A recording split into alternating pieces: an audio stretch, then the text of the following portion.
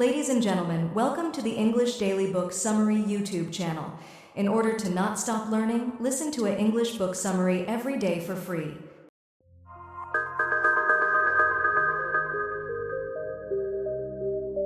Richard Carlson. Don't sweat the small stuff, and it's all small stuff. Simple ways to keep the little things from taking over your life. When Don't Sweat the Small Stuff was published in 1997, it spent over 100 weeks on the bestseller list. It's another sign of just how many people are looking for ways to get over their usual anxiety-inducing thought patterns and find some peace of mind. The book aims to do just that, but it's not your average self-help tome. It's more like a list, as it contains exactly 100 uncategorized chapters, each one containing a different suggestion or tip for living a more grounded and rewarding life. So, while we can't cover all of the book's advice in this blink, we'll tie together some of the major themes in order to give you a good sense of the kind of transformative ideas the author was shining a light on. While you may think a lot has changed since the late 90s, as you'll see, Carlson's ideas are just as relevant today as they were then. The freedom of less worry. Let's be honest, most of us have a tendency to blow little things way out of proportion. We let minor annoyances, like when someone cuts us off in traffic or when we receive an insensitive comment, ruin our mood for hours or even days. But here's something that, deep down, we all know to be true. Life is way too short to get caught up in the small stuff. When we let these everyday irritations slide, we free up so much energy to be kinder, more patient, and to actually enjoy the beauty of life. It's not about pretending annoyances don't exist. It's about not letting them control us. A big part of this mindset shift comes from making peace with imperfection. If you've ever tried to live the life of a perfectionist, you already know it's exhausting. Whether it's a messy closet, a few extra pounds, or someone else's quirks, obsessing over flaws pulls us away from inner calm. Instead, practice catching yourself when you start to nitpick. Remind yourself, life doesn't have to be perfect to be wonderful. When you stop chasing perfection, you start appreciating things as they are, and that's a powerful kind of peace. Now, some people worry that if they slow down and relax, they'll lose their edge. But that's a myth.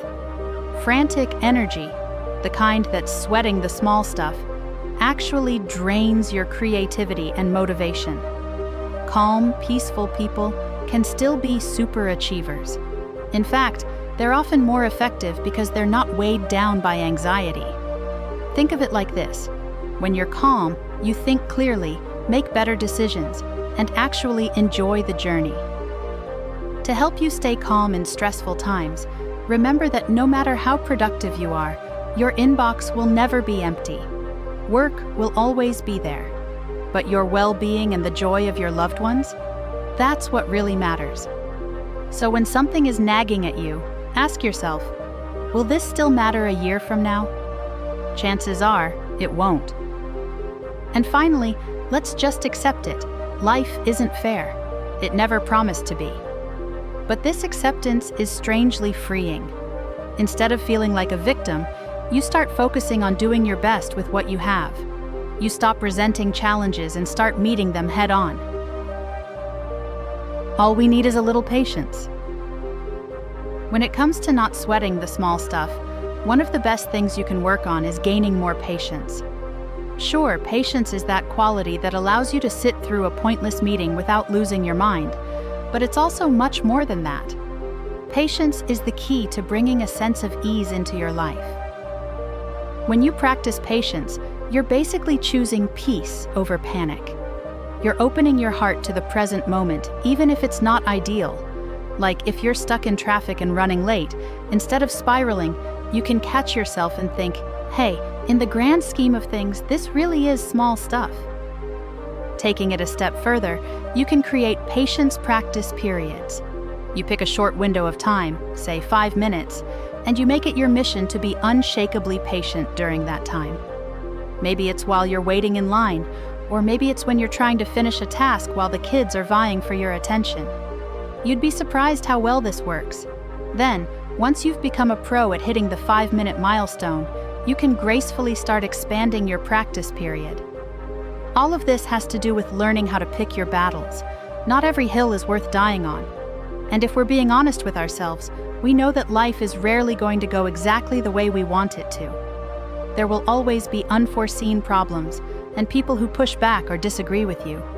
When you learn to roll with life's imperfections and choose your battles more wisely, you'll find you rarely need to fight at all. A lot of it comes down to perception as well. When we're in a good mood, life seems to roll by pleasantly. When we're in a bad mood, it can feel like those small things are actually big things that are causing our life to fall apart. Learn to notice how your mood plays a role, then remember that moods come and go. Rather than obsessing over things, just write it out and remind yourself, this too shall pass. Once again, patience is key. And here's a calming mantra that can help. Life isn't an emergency. Say it to yourself when things start feeling too intense. It really helps take the edge off. Listening and acting with kindness. Up to this point, we've been focusing mostly on handling everyday annoyances, the typical small stuff that pops up. But there's a bigger picture here, especially when it comes to how we interact with other people. Shifting your mindset in conversations can really change everything. First, try this simple but powerful approach. Focus on understanding before being understood. When you genuinely try to see where someone else is coming from, the whole flow of the conversation improves. And here's the cool part. When you make them feel heard, you often feel understood in return. Along the way, work on being a truly present listener. Instead of waiting for your turn to talk, just give them your full attention. It lowers tension and makes every conversation feel more meaningful. Now, as we've mentioned before, in life, there will be no shortage of people who are going to disagree with you or do things and behave in ways that you disagree with. But you can make things easier on yourself by looking beyond people's behavior. When someone's acting out of sorts, pause and consider what might be going on beneath the surface. Maybe the rude barista or the guy who cut you off in traffic was having a tough day. This doesn't mean becoming a doormat for people's bad behavior. It's just a way of letting the small things become less sticky. By seeing others with a little more compassion, you can stay calm and kind in turn. All of this is in an effort to build up less stress and more kindness in your life. Rather than focusing on the people who make you angry, shift to thinking about the people who make you feel good. Try this. Once a week, write a heartfelt letter to someone you appreciate. It's a great way to slow down and reflect on those who really matter in your life. This brings us to one of the author's more radical ideas: practicing random acts of kindness. Often we think we need some occasion or reason to show kindness to others. Why? Think about it. Don't you feel better when you do something good for someone else? Being kind is its own reward. It reminds us that being of service and making the world a better place is one of the most important purposes in life. And when you do something kind for someone, don't tell a soul. Keeping it to yourself actually makes it feel even more special. When you give just for the sake of giving, without expecting anything in return, the good feeling stays with you, pure and simple. Practice makes person. Before we move on from the subject of interpersonal conflicts, let's look at a couple of fundamental issues we all struggle with. For starters, choosing kindness over the need to be right is a big ask, isn't it? Who hasn't felt the desire to correct someone or point out their mistake, just to feel a little superior? The fact is, giving into this desire usually backfires. We actually end up feeling worse because our hearts know better. The real win comes when we build people up instead of tearing them down. So next time you're tempted to correct someone, pause and ask yourself, do I want to be right, or do I want a good, peaceful moment?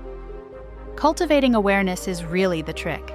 We all slip into being unnecessarily critical from time to time. But once you acknowledge this, you can catch yourself and start turning occasions for criticism into moments for tolerance and humility. Ironically enough, the more we stop trying to be right and chase approval, the more it tends to come our way. People are drawn to quiet confidence and genuine humility. So, resist the urge to brag or steal the spotlight. You'll feel calmer, and people will naturally respect you more. Along with humility, embracing curiosity also has its rewards.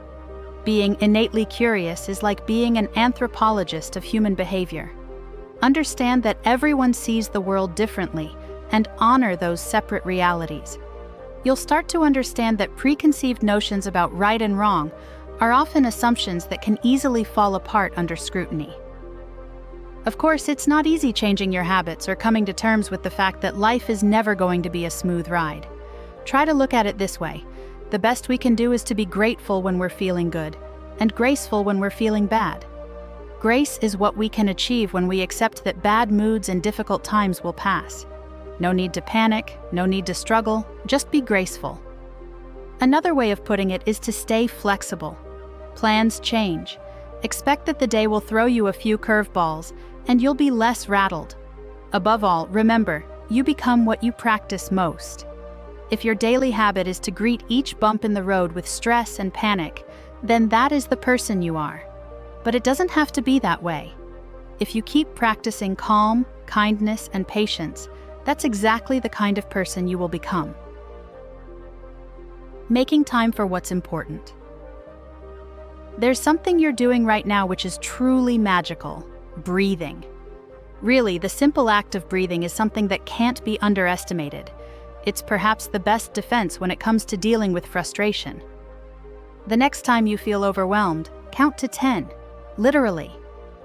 Breathe in, count 1. Breathe out, relax. Keep going all the way to 10, or even 25 if you're really feeling anxious.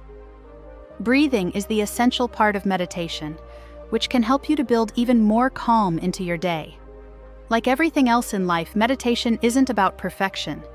All you need to do is just close your eyes, focus on your breath, and when your mind wanders, because it will, gently guide it back to your breath. No judgment, just practice. Little by little, this helps create a sense of peace and clarity. You might want to consider adding some yoga to your daily routine as well. Yes, yoga is about stretching the body and releasing tension, but it's not just about stretching. It's about clearing out mental clutter as well. Even a few minutes of yoga can help you feel more alive, relaxed, and ready for whatever the day throws your way. At this point, you might be thinking, I don't have enough time in the day to start a meditation and yoga practice. Well, according to the author, one of the most transformative tips he ever gave people was to start waking up earlier. You might be skeptical, but give it a shot, and for a few days add an hour or two to your normal wake-up schedule. Sure, it might mean getting to bed a little earlier, but having that quiet pocket of time before the day kicks off can be a total game changer. It's like claiming a little slice of peace that's just for you. This is the perfect time not only for a short meditation session and a few minutes of yoga, but also to engage in hobbies and personal passions that you never have time for. By making time for what truly matters, and for the activities that really benefit your well-being, you'll be setting yourself up for dealing with the day's challenges with a much more graceful peace of mind. Before we go, let's ask one more question. What does success look like to you? Rethinking your answer to this question might be the most impactful thing you can do. What if, instead of chasing trophies or embracing a more is better attitude, we look at the real wins in life as the moments of kindness, calm, and forgiveness we can achieve? Chasing after more doesn't bring happiness. The only way to truly be happy is to appreciate what you already have. When you stop constantly wanting things, you open yourself up to the beauty of the present moment and all the joy it can provide. That sounds like a pretty freeing way to live, doesn't it?